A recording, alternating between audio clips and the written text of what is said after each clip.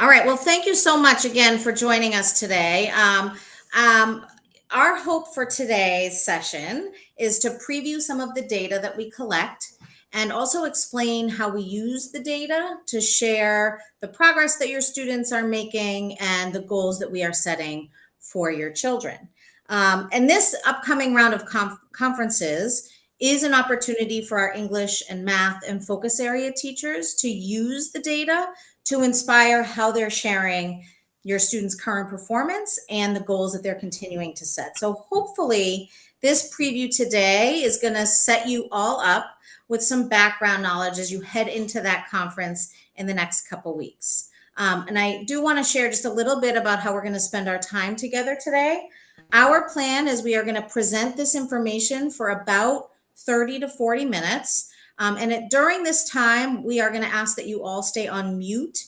Certainly, you can use the comment feature if you want to populate that with some questions as they pop up. But please rest assured there will also be time at the end for any Q&A as we continue on. And please forgive me, but I think we have a few more people who've just arrived. Great. So welcome to those who are just arriving. All right. So launching right in, I wanted to give a little bit of context and share with you some of the reasons why we seem so data obsessed and the purpose or the purposes for collecting the data that we do collect. First and foremost, I want to share that data helps us establish a baseline at the time of admission. And then from there on, we use this data to assist in the class groupings that we construct each year.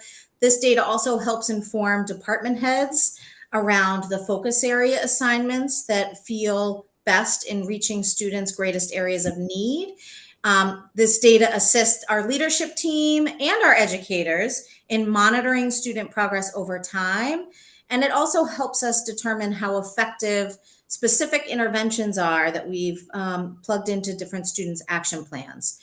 So every single day, data is also being used to inspire the lesson planning that's happening, to make decisions around interventions that students may need, to refine the goals that we're setting for students. Really, the list goes on and on and on. And I want to share a little bit about the ways in which we GEC as we are collecting our data. So the data for us isn't always just about the numbers and the graphs. Nearly every minute of the day is an opportunity for us to use and gather data, to analyze, to be putting that data into practice. And these puzzle pieces here, so some of the data that we use to collect teacher observations, we're looking at targeted cognitive interventions. We are also gathering team feedback, and parents, caregivers, you are members of that team. The classwork that we're collecting, the independent work, including exit tickets and homework, all of the curriculum-based assessments and Track My Progress. These puzzle pieces capture most of the data, but there's certainly more puzzle pieces that can be added to the mix. Also, I want to share that the ways in which we collect data is also individualized. For example, once students demonstrate a certain level of mastery of our OG concepts, we no longer collect that data. So some students are going to have OG curriculum-based assessment data and some are not. Additionally, we may also add assessment measures if we feel that we need more information. If the data that we're collecting doesn't feel complete enough or isn't helping us answer the questions that we're asking, we may gather some more information. And the last piece that I want to mention related to how we GEC in our data collection, the last piece I want to mention is that even as we are using this assessment data, and by that I mean the numbers and the charts, we are also taking into account all of the factors that can impact those scores. So factors like fatigue, factors like anxiety, being timed, the time of day, a student's ability to maintain and sustain attention to task over periods of time, being hungry, maybe some social challenge happened before they stepped in to take this assessment. And so I share that with you because in the middle school, we are fortunate to have 235 beautifully unique students. And many of their data charts show variability. They show these ups and downs in performance. And so it's essential that we are always looking behind those numbers to consider the whole child. And this ultimately helps us understand how certain factors can impact performance. And that's critically important in helping us develop the action plans and identify the accommodations that are going to support meaningful growth for your child.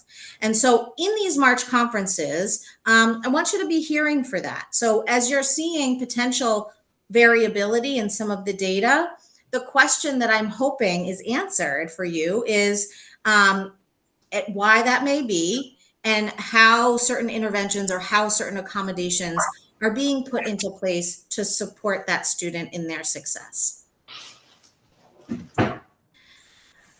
Now I'm going to get a little bit more specific here. And for some of you who've been to other info sessions or parent sessions, some of these ropes may look a little familiar. I also want to mention, I should have mentioned this at the beginning, we will be sharing these slides out. So we will be emailing you with a PDF of all of this information so you have it for your reference.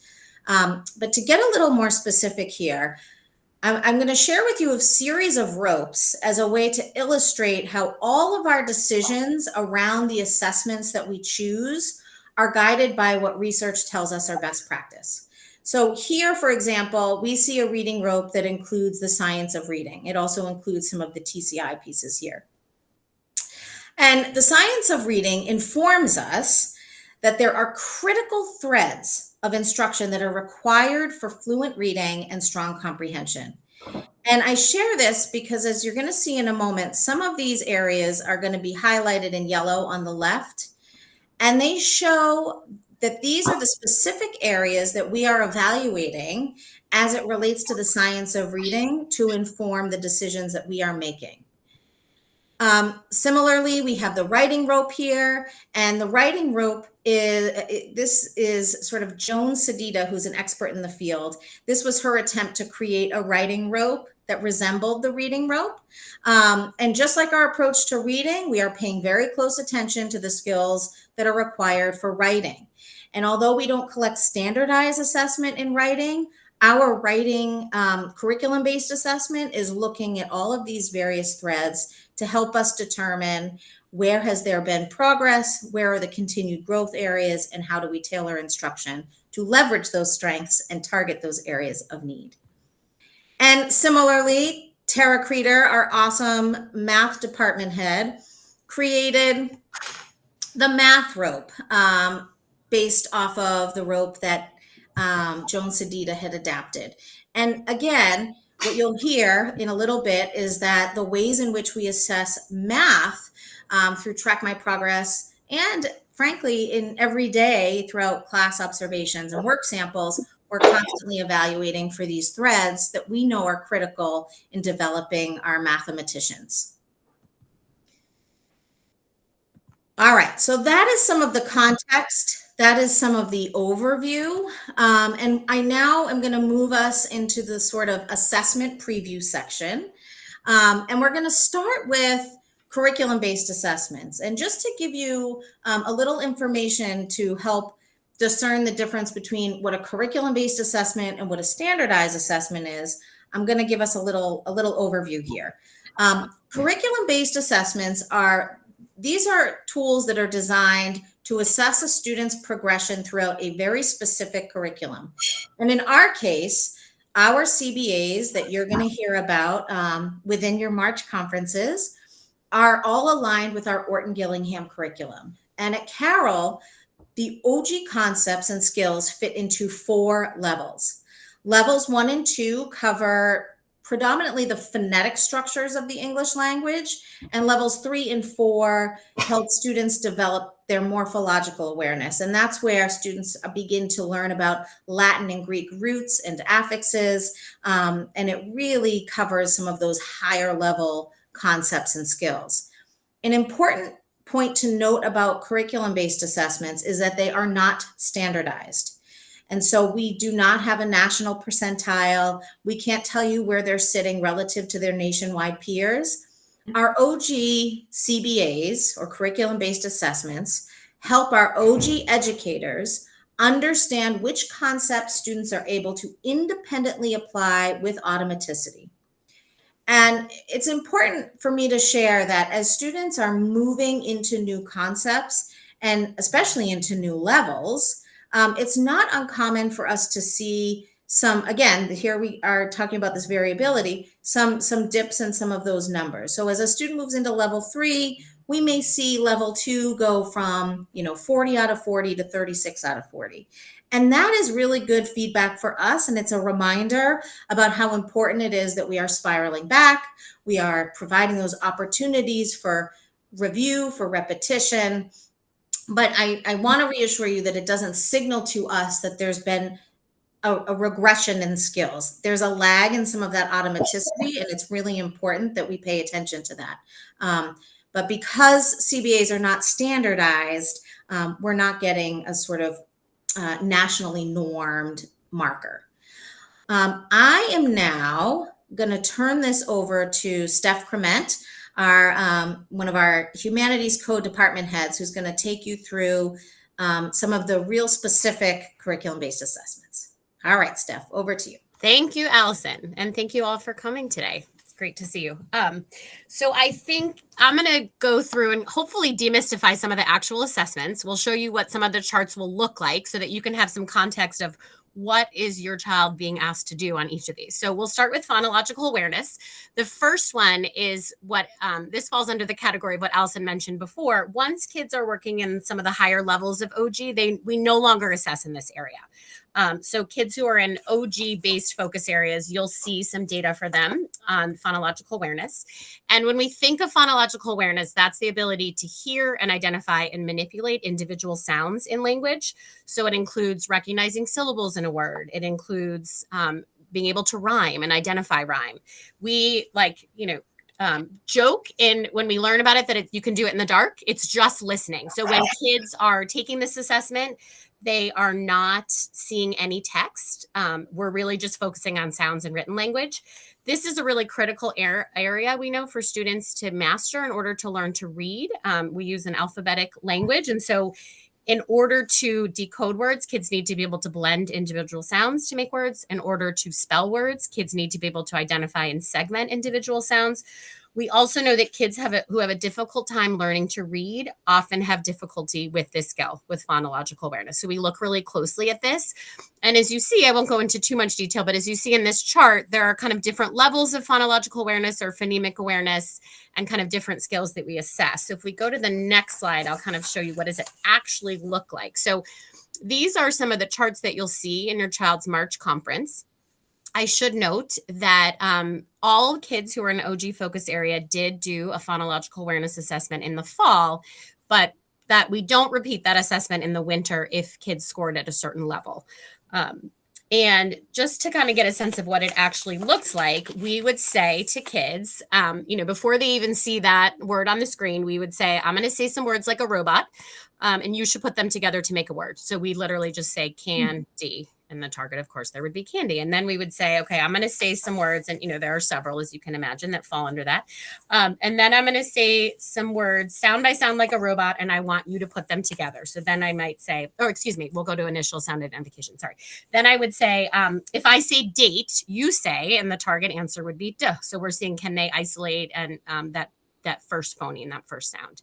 And then for blending, so then we would say sound by sound. I'm going to say ag, and they're going to put it together. And then segmenting, if I say bat, you say, and we want them to say at. So they're not seeing any of this text on a screen or anywhere, that we're just hearing to see they could do that. And as you can imagine, it gets more complex. So in the beginning, they might be blending only words with, 2 or 3 phonemes, but by the end, they might be having to blend words with 7 phonemes. And this is a part of our OG lesson plan as well. So we often start OG lessons with a few minutes of phonological awareness drills. In fact, just today, I had my student manipulating. We started with a longer word, and then he found the root word was splash. And then I said, okay, can you say splash without the p?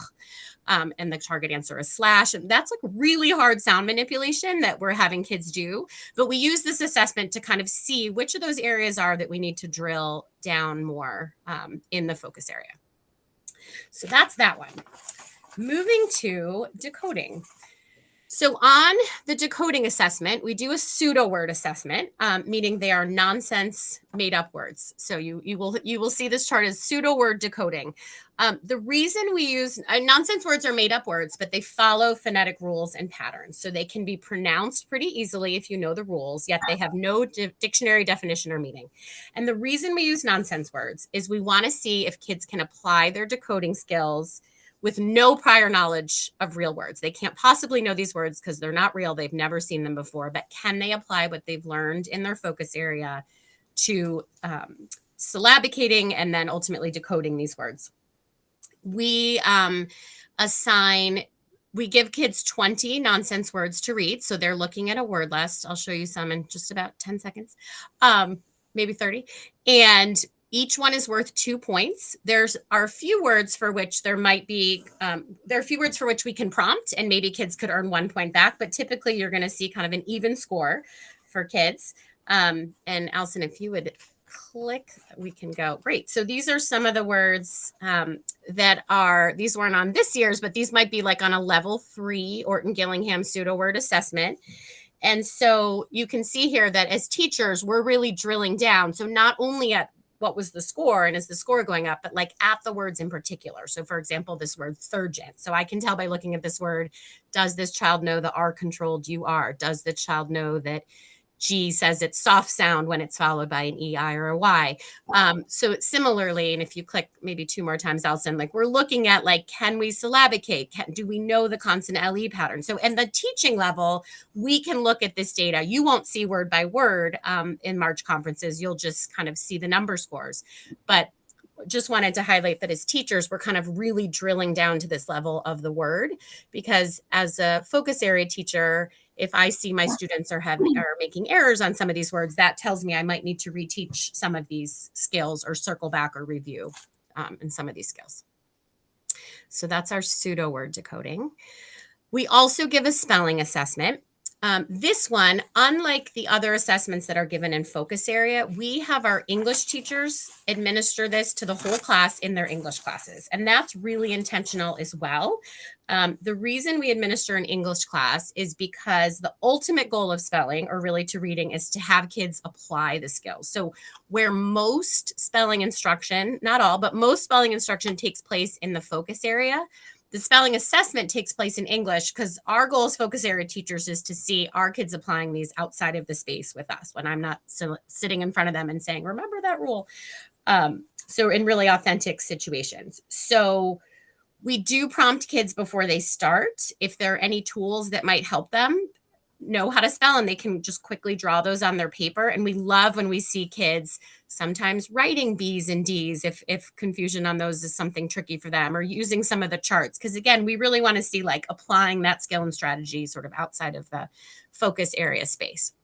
So this looks like a good old-fashioned spelling test. Here are just 2 items from, again, not this year's CBA, but one of the previous ones where, you know, the teacher reads shock and then reads a sentence and then reads shock again. Kids spell it on their paper.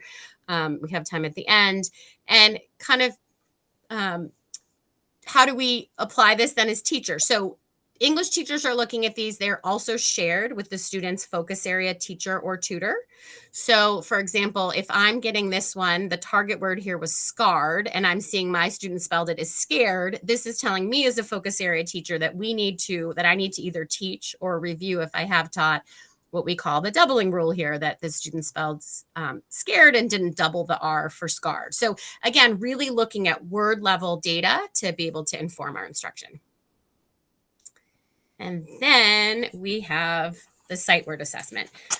So again, this is something that if kids have demonstrated mastery of sight words, they are not assessed on it, because it's It's a lot. We have 1,000 sight words. They actually come from, in 1996, Dr. Edward Fry compiled a list of 1,000 words broken up into groups based on frequency of use. So he says that the first 100 words actually account for 90% of what we read, of words that come up in children's reading materials. So these are high frequency words. We give them in bundles of 50. If students get 5 or fewer errors in a bundle, then we move on to the next bundle. So we don't give all 1,000 certainly right away. And usually we present these word by word on a slide. I'm just showing you some of the words here. And as you can see, like these come from the very beginning of the list. So it's kind of the most common words. In terms of implications for instruction here, there's a lot of actually new thinking and new research around sight word instruction, that it used to be, a lot of kill and drill. And we're moving away from just drilling these words and really relying on memory. A lot of the research is saying that has kind of looked at these words to see that so many of them actually are decodable. First of all, some are purely decodable. While a high frequency word, that can be decoded if you know the sound for the I and the T. But others are mostly regular. So we're kind of in focus areas, having kids attend to patterns that they do know, and then we can isolate a word like many, for example, M-A-N-Y. The consonant in the beginning and the N and the Y at the end, like those are pretty regular. It's just that that's not the vowel sound that we normally hear. So sorry, I get so excited I drill it too much into the details here. My point is to say that we are looking to see, like, how can we help kids reinforce their understanding of these words? Because if they can say these words with automaticity, it does unlock a lot for them in anything that they're going to encounter. But again, we're sort of looking at word level to see what needs to be incorporated back into our classes. And then I think, yes, so this one you won't see as much in the March conference, because we don't give our writing CBA until the end of the year. And I don't expect that you can actually read the text on the page, but it is always, I love looking at beginning of the year and end of year writing. This is from an actual student from last year. You can just see like sheer quantity of the amount of writing he was being able to do during the course of the year. But to Allison's point earlier, everything is data to us. And so you will see a lot of writing samples in March conferences. It might not be the CBA. You may have seen the fall CBA shared with you in the fall. But we do give a grade specific, so there's a different prompt for 6th, 7th, and 8th. We give a grade specific CBA in the fall, and then a different prompt in the spring. And grade level teachers are actually we look at a lot of the work together to kind of talk about what we're seeing. But we look at kind of a common set of criteria for that grade and use that to inform kind of next steps with writing instruction. So I think I'm going to pass to Allison now for the Read Naturally piece. Go back to you. Thanks, Steph. So in order to monitor students' oral reading fluency, we use something called the Read Naturally Benchmark Assessment Tool. And this actually is nationally normed. And an important note here is that this is a tool that's normed on general education population, not just Carroll School or not just students who have a language-based learning difference. And sometimes the words per minute may increase, but the percentile may not, because kids who learn differently are not progressing at the same rate. And so this is a tool that allows us to monitor the words correct per minute, the words correct per minute, and the decoding accuracy. And you can see on the chart to the left, this is a student sample where there's the fall data and then the winter data. And this is how it will look for you in March. You'll see that there's a words correct per minute. That is the rate. You'll see that there's an accuracy percentage and a grade level percentile. And I want you to know that the grade level percentile is only taking into account the rate. It is not taking into account the accuracy. And so with this tool, we can look at an individual's progress as well as the progress related to the mean as it relates to the rate, or that words correct per minute. In this example that we have here on the screen, there's a few things I want to point out.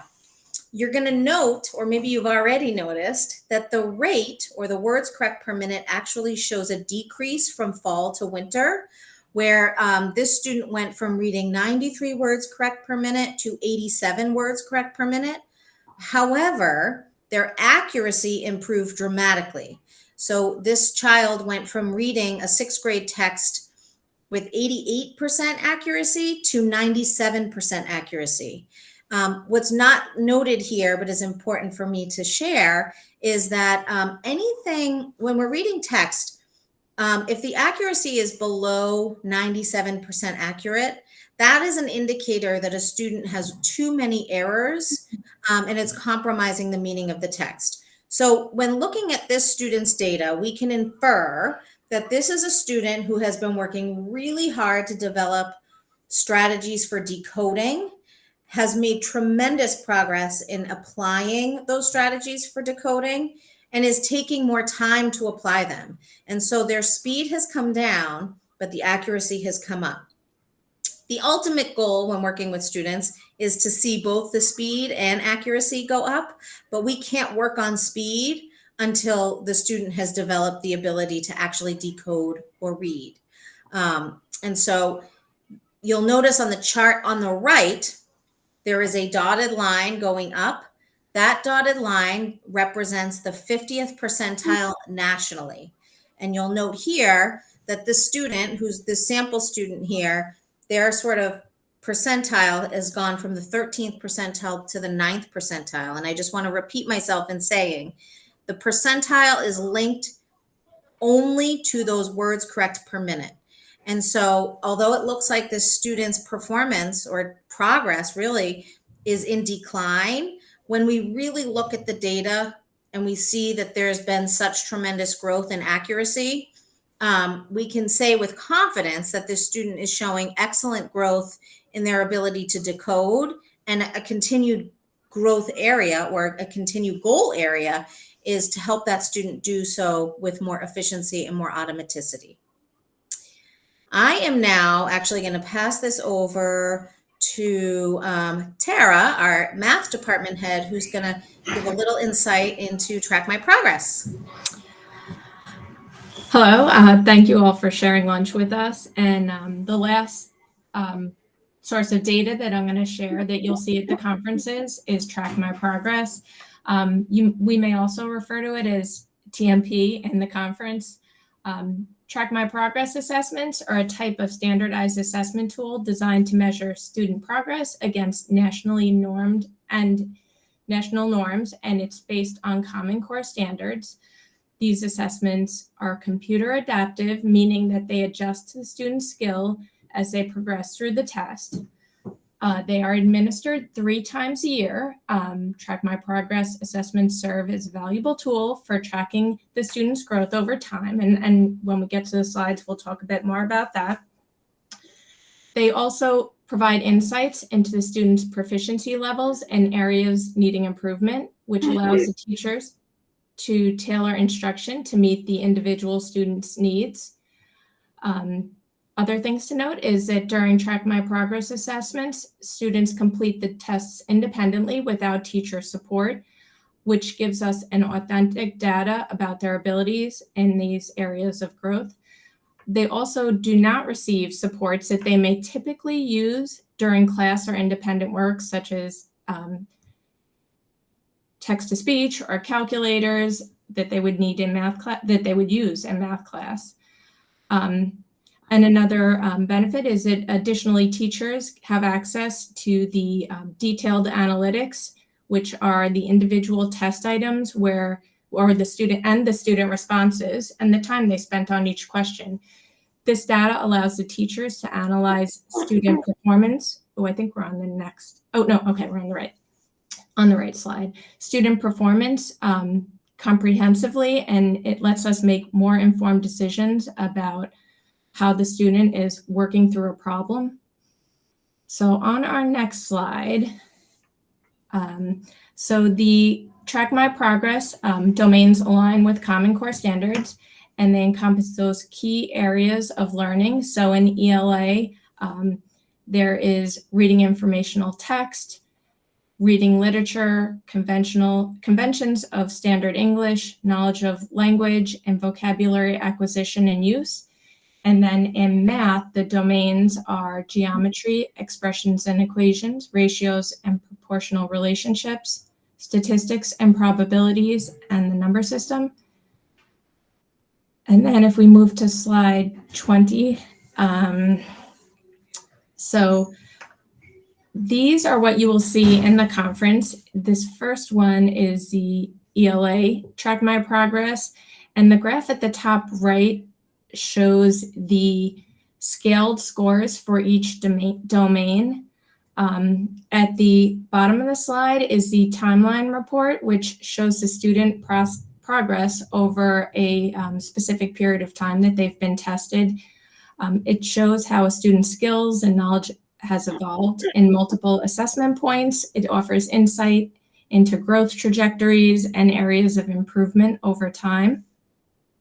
So on the bottom left is the color coding system that you can see on the graphs. It's just a quick visual reference so that you can understand where each student stands in relation to grade level expectations.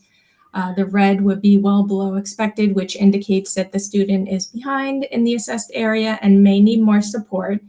The yellow is below expected, and that student would be somewhat behind and might benefit from targeted interventions. The blue is expected and the student's on track with learning in that area, and the green is where the student, it's above expected and the student is excelling in that domain. The table on the top left represents the average scale scores for ELA and math for each grade level for each testing window. You can compare your students' progress to the national average to determine if your student's on track or falling behind or closing the gap.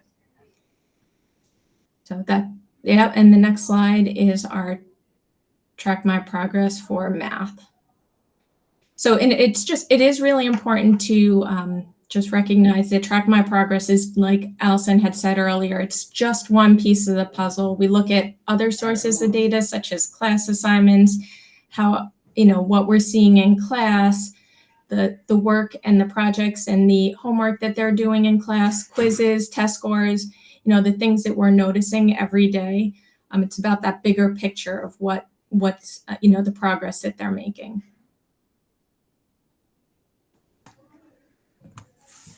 Thank you, Tara. Well, thank you for your patience as we got through all of that information for you. At this time, I would like to open it up for questions. If there's a particular area that you would like some further explanation on, or any question related to what you just heard.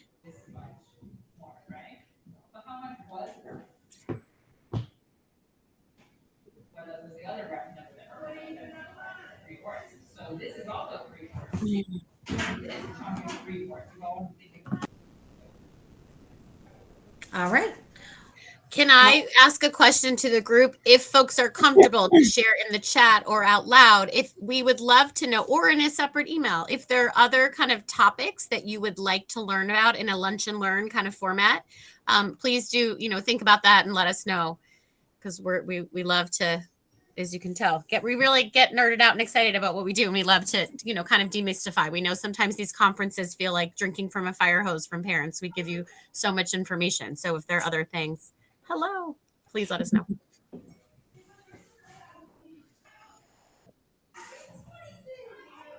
You're welcome. Well, I'm happy to stay on if there are questions that folks have. Otherwise, we will make sure that we email you these slides so you have them for reference. In addition to the slide, we will also share in an attachment definitions of all of the assessments that we just covered, so that you have that available to you as well. And to Stephanie's point, if there are other topics that you'd like to join us for lunch, and we're happy to provide more insight and context on, let us know. Thanks so much. The lunch and learn was great. Thanks, Tara. Thank you. Thank you. Thanks, Courtney. Thanks, Have Courtney. a great day. You too. Bye, Thanks, Samantha.